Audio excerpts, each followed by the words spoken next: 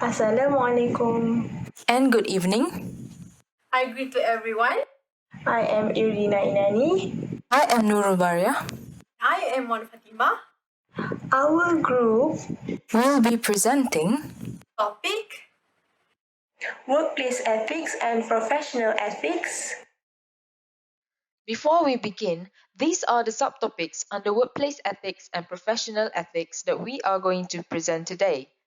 They are workplace ethics, professional ethics, professional accountability, professional integrity, and last but not least, issues in professional ethics, accountability, and integrity at the workplace.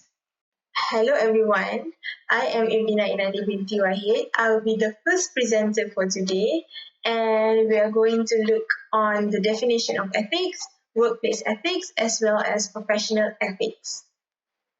First, we are going to take a look on the definition of ethic, which is a system of accepted belief that controls behavior, especially such a system based on morals. This is based on the word ethic itself. Workplace ethics is also known as work ethics. Can be referred to as a cultural norm that advocates people to hold accountable and responsible for the work they done based on the belief that work has intrinsic value to the individual. A bit of code ethics is a statement of corporate principles. Ethics, code of conduct, code of practice, or even company philosophy regarding responsibilities to employees, shareholders, consumers, the environment, or any other aspect of society external to the company. Workplace ethics is a set of values based on discipline and hard work. It affects how you handle your responsibilities and how seriously you take your work. With a good work ethic, you're motivated and ready to be professional in the classroom and then in the workplace. Now, we are going to look on the article that I have managed to find titled The Work Ethic by Frank Heller in 1995. Based on this article, I can conclude that the most influential writing on the work ethic comes from the sociologist, which is Max Weber, in trying to explain why people pursue wealth and material gain for its own sake, not because of necessity. Another related concept that has become very popular among managers and organizations is that work commitment or attachment to work. The assumption here is that with the work ethic is where people demonstrate good high values on these characteristics and somehow more effective or productive as valuable employees or managers. In this research, they have discovered a relationship between the work ethic and social policy values like lack of sympathy for the unemployed who are regarded as lazy and therefore responsible for their own predicament. People who hold these values believe that economic, social, and other outside environmental conditions should not be considered to be a casual agent or excuses for social misfortune. The article is titled Work Ethic: Do New Employees Mean New Work Values by Raymond K. Van Ness, 2010. In this article, the study of work ethic is written within the context of Max Weber's original ideas, which is it must be separated from other work-related concepts. To measure the multidimensional work ethic profile, also known as MWEP, it has 7 Weber-associated dimensions, which is leisure, wasted time, self-reliance, work centrality, delay of gratification, belief in hard work, and morality or ethics. He highlighted that the value of work commitment and raised questions as to why some people place a greater importance on work and appear more reliable than others. For many years, this remained one of the most dominant themes in the psychological investigation of occupational behavior. However, in recent years, applied psychological literature has provided decidedly lag. There is a little clarity to this issue, even though the experts are expressing their concern about the commitment to the value and the importance of work itself. We are going to look on the definition of professional ethics. Based on Sarah Banks 2009, professional ethics is a discipline and practice which is constructed through the academic and professional literature and the practices of organizations and workers. And not only that, learning and teaching in the field of professional ethics is heavily influenced by textbooks in the specialized subject areas such as social work, nursing, medicine, and documents published by professional bodies. This is another article by Sarah Banks in 2009. She stated that professional ethics textbooks are becoming more sophisticated and complex as the years pass by, with the second, third, and fourth edition, which is adding in a greater coverage of virtue ethics. Similarly, new and improved ethical decision-making models are being developed. Professional ethics is often equated with codes, rule following, analysis of difficult cases, and the development and use of ethical decision making models. There are three elements of professional ethics by Sarah 2009. The first one is commitment, second one character, and third one is context. So we're going to look into each of these elements of professional ethics. The first one is commitment, which is this involves paying attention to the internally generated value commitments of those who take on the roles of professional experts. That is, seeing them as having commitments to a range of values, including personal as well as professional. For example, you are so committed, professionals are being committed with their work, very committed to their work. And the second one is character. The importance of character of people's moral qualities lead to a focus on the person rather on the actions or conduct. Important questions for consideration including how can I be caring, how can I be courageous, and third one is context. This involves acknowledging that experts work in particular contexts where politics, policy, the profession, and employee agency in what is relevant. It entails an holistic approach, situating the expert in webs of relationships and responsibilities, taking into account the importance of moral orientation. Now we are going to look into the differences between workplace ethics and professional ethics. This one is workplace ethics is the guiding principles that determine how people conduct themselves in every aspect of their lives, including the workplace itself. For example, willing to volunteer and take on new projects, learn new skills. But on the other hand, professional ethics is an individual's commitment to follow a particular code of behavior that is defined by their profession. For example, maintaining a company's confidentiality and privacy. One is workplace ethic includes your personal values and moral qualities. For example, respecting other colleagues. And the professional ethics is rules imposed on an employee in a company or as a member of a profession. For example, doctors, lawyers. Workplace ethics is incorporated by work surroundings, whereas a professional setting or when a person is being trained or educated for working there. You can say that the difference between workplace and professional is the environment which is surrounding them. For example, in a workplace, the surrounding is based on a different level of backgrounds, whereas in the professional itself is where people are being trained or educated to be working there. For example, gossiping, time management, punctuality, confidentiality, and also transparency. We are going to look on the workplace ethics example based in school context. There are four of them. The first one is attendance and punctuality. Second one is goal setting. Third one is hard work. And the fourth one is positive attitude.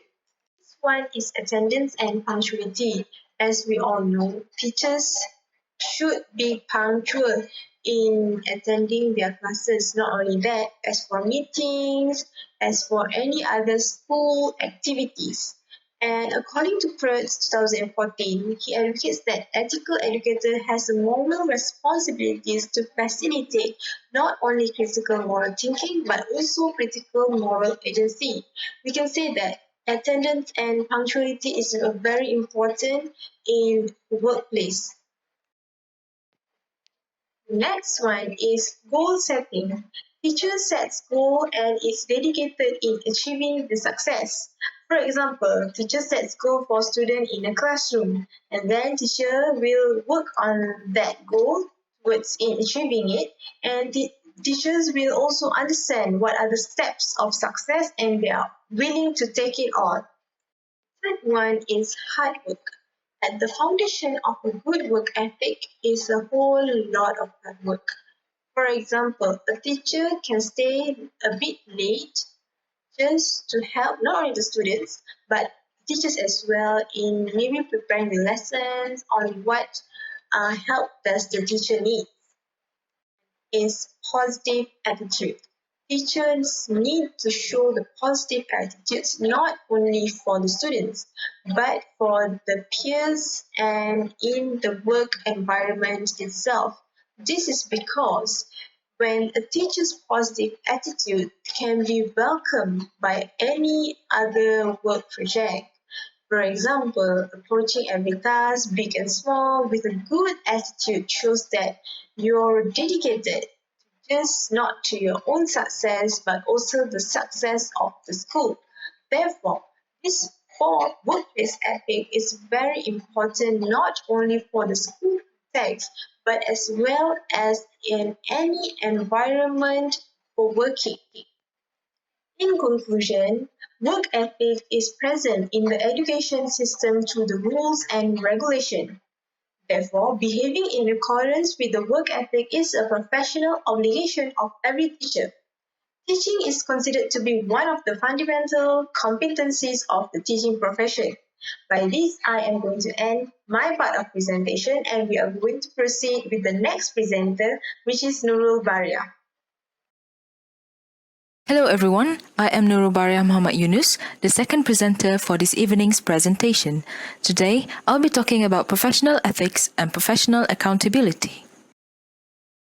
These are the subtopics under these two topics that I'm going to present today. Under professional ethics, I'll talk about importance of professional ethics, universal ethical principles for all professions, importance of professional ethics for teachers, significant professional code of ethics for teachers, and Malaysia Teachers Code of Ethics. Under professional accountability, I'll talk about the definition of it, indications of low professional accountability in the workplace, how to improve accountability, and significance of teachers' accountability at school. Irina Inani presented the definition of professional ethics just now. To recap, professional ethics is related to the moral dimension of a profession. It is concerned with the standards and moral conduct that govern the profession and its members. For example, teachers, they have their own code of ethics that they have to consider or adhere to. I'll discuss further on this soon. First, let's take a look at the importance of professional ethics. According to Leonard in 2018, ethical behavior in the workplace is important for many reasons. People and customers would feel safe when working with a company if they know the employees are following morally sound guidelines. It builds the reputation of the business by doing clean business or keeping customers as a priority. Ethics guidelines also set the tone for how companies deal with conflict. When customers complain or if a co-worker accuses another of wrongdoing, an ethical company can go to its employee handbook and follow established fair procedures to get a resolution. Mahan in 2019 also notes that it is important to understand the professional ethics in a workplace because they can first stimulate positive employee behaviors that lead to organizational growth. Second, they can increase employees' performance, job satisfaction, organizational commitment, trust, and organizational citizenship behaviors. Organizational citizenship behaviors here means when you voluntarily commit within an organization or a company that is not part of your contractual task. The examples of the behaviors are altruism, conscientiousness, civic virtue, sportsmanship, and courtesy. Ethical principles may differ depending on the profession. For example, professional ethics that relate to medical practitioners will differ from those that relate to lawyers or real estate agents. According to the Ministry of Business, Innovation and Employment in New Zealand, there are some universal ethical principles that apply across all professions, including first, honesty, second, trustworthiness, third, loyalty, fourth, respect for others, fifth, adherence to the law, sixth, doing good and avoiding harm to others, and lastly, accountability. Now we are entering professional ethics in school. Let's discuss about the importance of professional ethics for teachers. On the screen right now, on this side, or maybe this side, I'm not sure which side it is on, but you should see right now an abstract of a journal article written by Sherpa in 2018. It talks about how change in education is inevitable. The aims and objectives of it are changing according to the needs, interests and requirements of the learner, society and nation as a whole. Now, the concept of teacher and teaching is also changing day by day. A teacher in this contemporary era has many duties and responsibilities to play. Apart from having good academic and professional qualifications, teachers should also possess the knowledge of professional ethics. Sherpa mentions that professional ethics is like a guide which first facilitates teachers to provide quality education and inculcate good values among the learners. Second, the professional ethics will enlighten the teachers that they have a major role in bringing desirable changes in the behavior of the students. And lastly, professional ethics will also help teachers to understand their profession as a teacher. Sherpa again discusses about some significant professional code of ethics for teachers. Teachers should be aware of his or her roles and responsibilities. Active professionalism is the key word here. We should actively provide our service to institutions and students with happiness and satisfaction. Second, we should have definite vision on how we can fulfill the needs, requirements, and aspirations, the hopes of the students. Third, teachers should be able to adjust with the professional environment of the school. We need to cooperate with the management of the institution. The school works in a system. We all know that, and I think we should understand that every member of the system is equally important and have their own role to play. Fourth, teachers should demonstrate respect for spiritual and cultural values, diversity, social justice, freedom, democracy, and the environment. Teachers should uphold human dignity by respecting others' beliefs and rights. Number 5, teachers should show affection, care and love to the students. This is to create a good reverential relationships with students. 6, teachers should be honest, reliable and dedicated towards school and students. These actions are actually embodied in integrity, which will be explained by my partner Fatimah in the next subtopic. Number 7, teachers should give stress on building a cordial and reverential relationships with all the stakeholders of schools. In my opinion, teachers should intend to win the trust of students, colleagues, parents, school management and the public at large. This leads towards fairness, openness, and honesty. Number 8, teachers should respect the privacy of other members of their own school and maintain confidentiality of information gained. Unless a legal imperative requires disclosure or if there is a legitimate concern for the well-being of an individual. Number 9, Sherpa says that teachers should always stay away from conflict between their professional work and private interests. This is because it could demoralize students and affect their perceptions towards school and also teachers. And lastly, teachers should not be biased while evaluating the students' performance related with academic or co-curricular activities. We must respect all students and treat them equally, regardless caste, gender, civil status, religion, or socio-economic status. It can also boost the morale and confidence of students.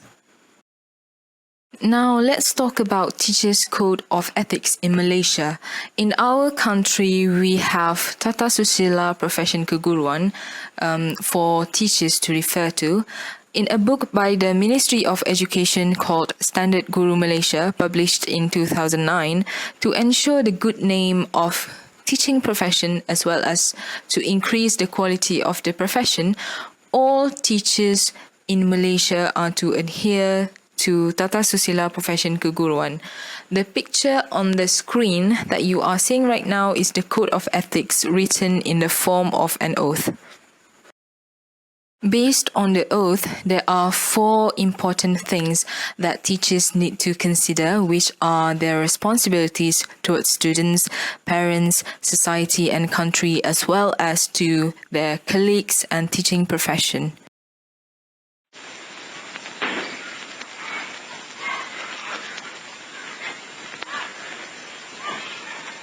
Murid, sekarang baca apa yang cikgu tulis di papan hitam. Ya, baca seorang demi seorang, mulai daripada Nordin bin Hanafi. Baca Nordin. Cikgu suka main bola, hari-hari cikgu main bola. Cikgu suka main bola, hari-hari cikgu main bola.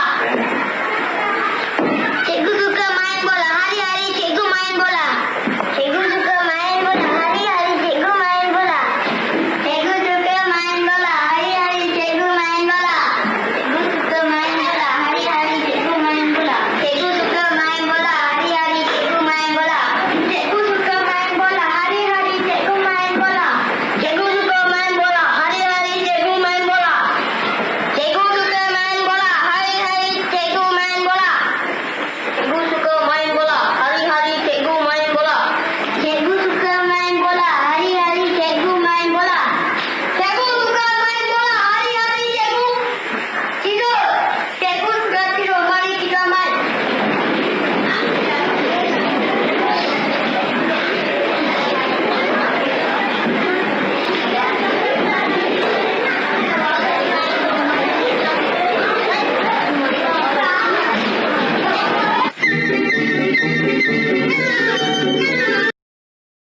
You must be wondering why I showed you the clip from Piramli's film just now. The clip is actually related to professional accountability. Before we dive in deeper into this subtopic, let us take a look at the definition of the term professional accountability. First, the word professional, it comes from the word profess, a verb, which means declaring or admitting something freely. Then we have profession, a noun, which means any type of work that needs special training or a particular skill, often one that is respected because it involves a high level of education. Finally, the word professional, an adjective, means engaged or qualified in a profession. The second part of the term is accountability. It comes from the word account, a noun which means a report or a description of an event or experience. Next, accountable, an adjective, which means you are in a position where you are required or expected to justify your actions or decisions. Finally, the word accountability, a noun. According to Donaldson in 2001, it is the obligation of one party to provide a justification and to be held responsible for its actions by another interested party. Once we merge the two words together, according to Clark 2000, professional accountability is where an individual who is qualified in a profession takes decision or action, not because someone told him or her to do so, but because he or she has weighed out the alternative and consequence in the light of best available knowledge. He or she believes that it is the right decision or action to take. We need to be aware of low professional accountability in the workplace.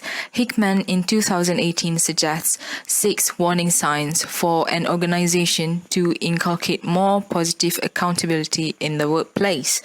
The first one is low team morale. It stems from inadequate and ineffective communication. The second one is unclear priorities across the team.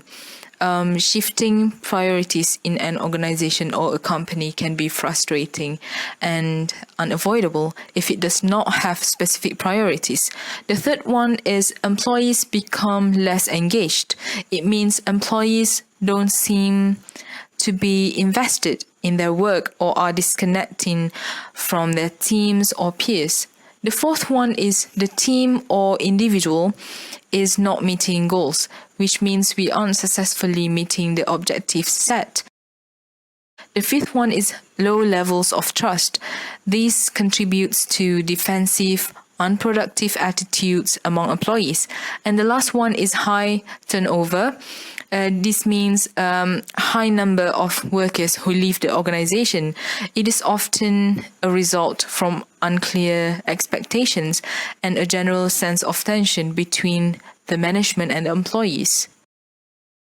According to Darren Finkelstein, 2020, who worked for Apple for 10 years as manager of commercial markets, some effective ways to improve accountability include first, setting expectations to measure performance and also to hold employees accountable. People are always motivated by a challenge. Therefore, when an expectation is set, they can work towards reaching and overcoming it. Second, provide performance feedback with actionable and regular feedback, both positive and negative. And the last one is establish a culture of trust. By establishing freedom at work, for example, workplace efficiency and also accountability can be improved. Singh 2020 and Kanika 2016 discuss about the significance of teachers' accountability at school. They say that teachers should be well versed in their course of specialization. Second, teachers should be aware of their students' ability in learning. Third, teachers should guide students in a right way, convey their message to students efficiently. Fourth, teachers should play a significant role in developing the ethics and values of the students. Fifth, teachers should update knowledge and skills from time to time using various resources. Sixth, teachers should have positive attitude or optimistic in his outlook, dedicated and have patience. Seventh, teachers should promote interactive classroom environment. And number 8, teachers should make sure students do the work. The last point is actually related to the Piramlis clip that I showed you earlier. Giving students work or making them do the work doesn't mean you have to leave them unsupervised. We can learn well from the clip.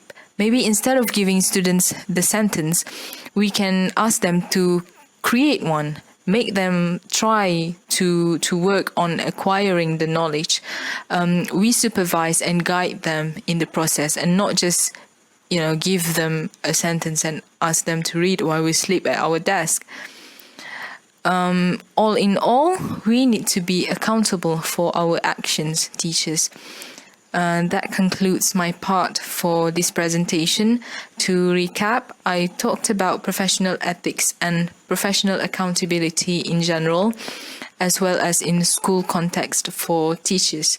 The next two subtopics will be explained by my partner, Wan Fatimah Wan Ibrahim. Thank you. Hi, I am Wan Fatimah and I'm going to continue the presentation with professional integrity. Integrity in general means the quality of being honest and having strong moral principles that you refuse to change. Likewise, professional integrity is the practice of maintaining appropriate ethical behavior. It is the practice of showing strong adherence to moral and ethical principles and values such as honesty, honor, dependability, and trustworthiness. People who behave with professional integrity generally uphold the moral standard of conduct, both in professional as well as personal endeavors.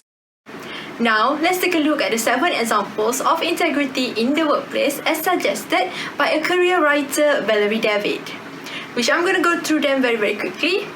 Firstly, you must work when you are on the clock. Number 2 is to admit your mistakes. Next is to keep your promises, to give credit where it is due, to follow the rules, to treat people with respect, and last but not least is to stand up for what is right. Using the 7 examples from the previous slide, let's see how they are being applied by teachers in school and why are they important. Hence, for the next several slides, I will be sharing examples of situations in which teachers have to choose integrity over anything else. Of course, I cannot cover everything in this presentation, but I hope that the examples I'm going to give you will be useful someday.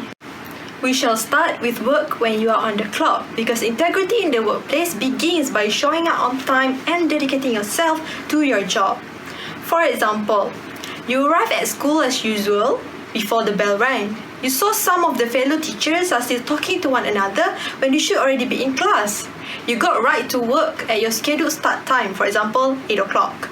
As much as you would like to join them, you know that you should not leave your students unattended during your period. Hence, you went to your class, did your job to teach, and you resisted the temptation to slack off. As a teacher, you need to dedicate yourself to the job because a lot of bad things could have happened if you choose to enter the class late or leave the class early. You will be held accountable if something happens to your students because teachers are charged with supervising their students and ensuring their safety and well-being. And just as their parents or guardian, teachers also assume a legal and moral obligation towards the students. The second example of professional integrity at workplace is to admit your mistakes. Mistakes are easy to be made, but the way you handle it and rectify it is what matters the most. Let's imagine. It was the day before the sports day and you realized that some of the equipment will arrive late because you initially typed the wrong delivery date. Mistakes like this have happened before and you could simply blame the supplier and save yourself from the wrath of your superiors. Instead, you called the supplier and managed to get a delivery that will only be a few hours late, so that's fine. Then you informed the principal about the error, apologizing and letting him know that you had done your best to mitigate the inconvenience. It is important to admit your mistakes because when you lie and throw someone else under the bus for the mistake that you made, you will not only be questioned for your integrity but also for your moral. Remember that teachers should be a role model to the students. Teacher is someone to look up to, someone to emulate, role models for the children in their charge, and thus teachers are expected to behave in such both in and outside school. Imagine being the very person who preach about being honest, but then you're breaking it because you think no one is looking, which is not right. Either in private or in public, teachers should maintain and uphold their integrity. Next is to keep your promises. Everyone makes promises at work. Making promises is easy. The important part is keeping them. This scenario is about the promise that you make with your students. It was the exam season. You promise your student that whoever gets an A for your subject will be rewarded. 8 of them managed to score A. However, you just realized that you were in a tight financial situation that month. You were thinking about pretending to forget the promise. Instead, you decide to put aside some money and DIY a little congratulatory gift for them rather than giving them expensive gift. Your students should be able to trust you as a teacher. Once the trust is broken, they won't be able to believe you again and be interested in your lesson. Carl Rogers' theory on trust defines trust as an operational expression of belief and confidence in another person. The application of Rogers' theory inside the classroom implied that for a significant trusting relationship to exist between teachers and students, both parties must maintain a high level of integrity between them. His theory further asserts that when both teachers and students demonstrate actions that match their works, then a higher trust level will develop between them, and together they will produce better student outcomes. Number 4 is to give credit where it is due.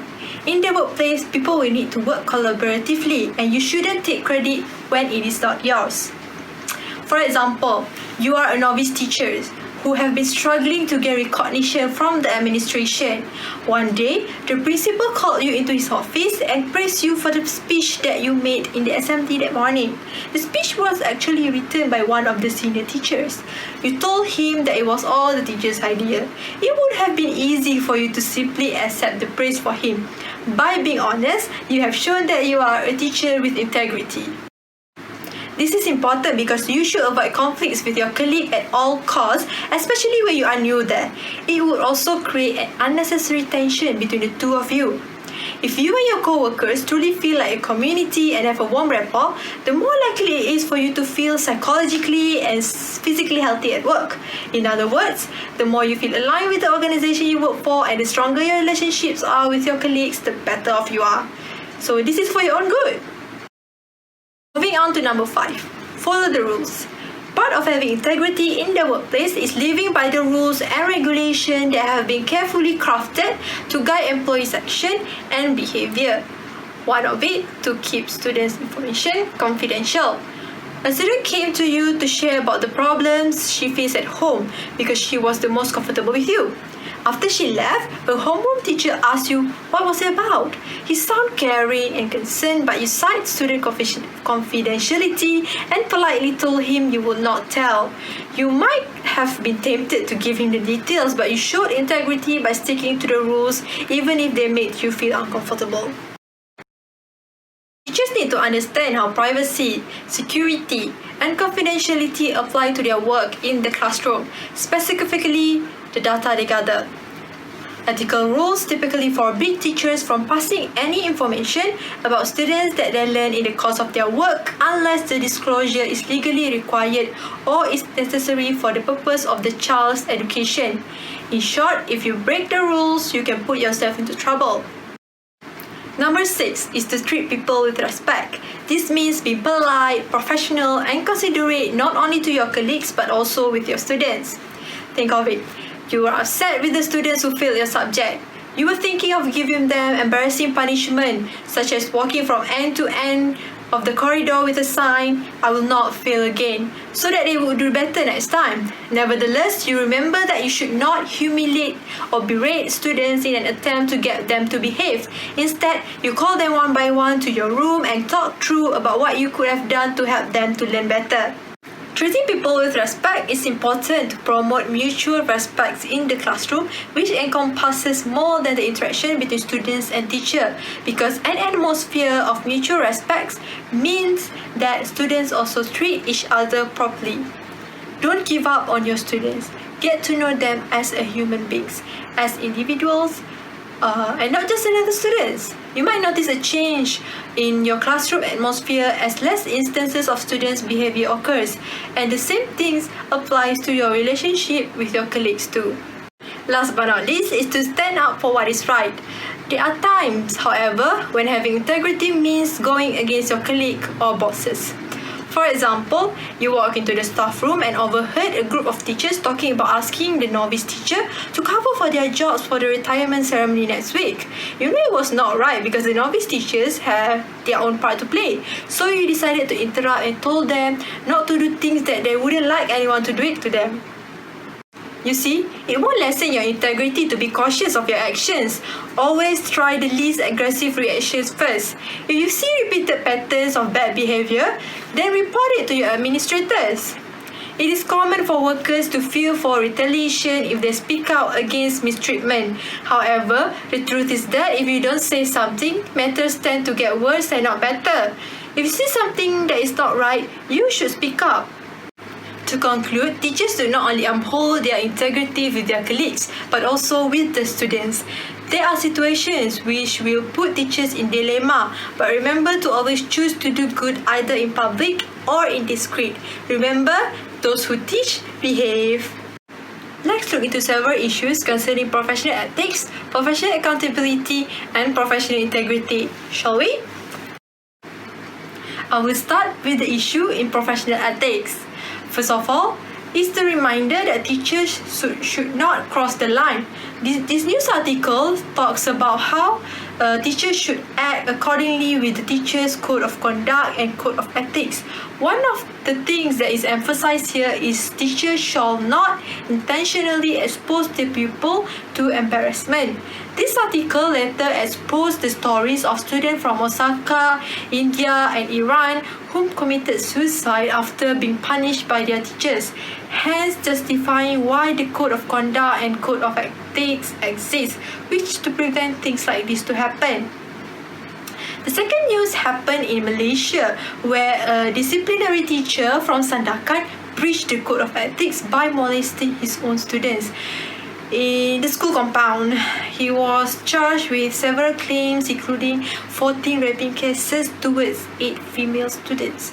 The judge of this case shared that the crime done was serious and unacceptable because he took advantage of the students using his position as a teacher when the kids should be feeling safe in the school compound under the teacher's supervision. And the last issue under professional ethics is concerning about how a teacher should behave. This case happened in Indonesia where 2 teachers created a TikTok video that soon was viral. In the video, they voiced out that students who complain about online learning to be dead. After the video received so many attentions, the 2 of them came forward to apologize. And as far as I can find from the internet, the teachers are not being punished or anything, which is also an issue. We have looked at some bad issues circulating with professional ethics. Now let's dig into issues in professional accountability, and let's start with a good one. This news is about a teacher who was dedicated to his job to the point that he went outside to his house to find a spot with good internet connection to conduct online classes for his students, even though not a single student joined his class. This shows that the teacher is professionally accountable teacher that adopts the method of learning that we are currently using and still try to help the students to acquire knowledge, and what's left is the will of the students themselves. And the second news is also a good one. It shares about a teacher in Perlis who gave her all in order to make sure that the students are able to learn better and clearer through her online videos. She does not just do it for the sake of doing it, and she is professionally accountable to her job in the sense that she provides quality education to her students. Lastly is the news article regarding how parents are blaming the teachers for their children's misbehavior. Now, this is an issue because how is the teacher accountable for what the students are doing outside the school? It is understandable if the case was about bullying, for example, but the parents are blaming the teachers because her daughter are pregnant or the son was in danger of drug. The parents need to know that there is a line between what teachers are accountable for and what beyond teacher power, so this kind of argument won't happen. Last but not least is the issues in professional integrity. This one is regarding to treat everyone with respect. A teacher from Kelantan, Puan Razia, was listed in top 50 best teachers in the world and has won numerous awards in national and international levels, including the Global Teacher Award in 2018. She taught special needs students for 30 years, and one of her life mottos was to treat all students equally and accept that their abilities are different from one another. Despite everything and anything, don't disrespect your students just because they are not doing well in academic, and never class them in categories such as, oh, this is the smart one and this is the less smart one. And next is about to dedicate yourself to the job while you are on the clock. This is a paper on the issues leaving student unattended. The writer shared that she knows of a teacher, and the teacher is the teacher of the year, whom ironically left his classroom unattended to use the bathroom. To her, it is not worth the risk to leave the classroom without adult supervision, even though just to use the bathroom. Now, as I mentioned in professional integrity earlier, integrity does put you into dilemma. You cannot slack off and leave your responsibility even for 1 second. Now, on to the very last news, a good one. A simple issue which requires teachers' integrity to follow the rule. It looks simple. They should not stand close to one another, should not talk without face masks on, and should regularly wash their hands. But how many teachers actually break it when no one is looking, when no one is taking picture? Rules are made for a reason. It looks minor, but we never know what harm could we bring to ourselves and the students if we break the rule. And that will be all for our presentation. Thank you so much for listening. And bye!